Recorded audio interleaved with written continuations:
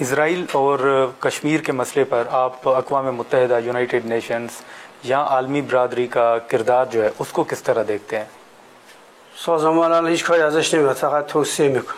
40,000 نفر در فلسطین شهید شدن، 100,000 نفر در فلسطین مجروح شدن، غزه با خاک یکسان شده.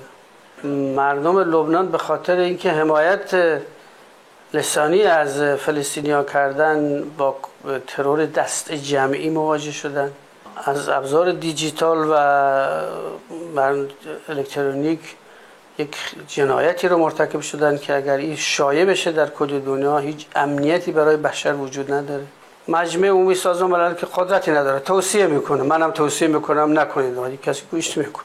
شورای امنیت هم دست 5 کشوره که هر کدام یکشون وتو کنه همه چی برباد میره، پس عملا هیچ کاری نمیشه و مرتبا آمریکایی‌ها و 2 کشور اروپایی قرار توافق قطعنامه‌ای که به نفع فلسطین صادر میشه رو وتو میکنن. شورای امنیت مال یک شرایطی است که 5 کشورهای موفق شدن، پیروز شدن در جنگ جهانی دوم، خودشون بستن، خب هنوزم به نفع خودشون تصمیم میگیرن.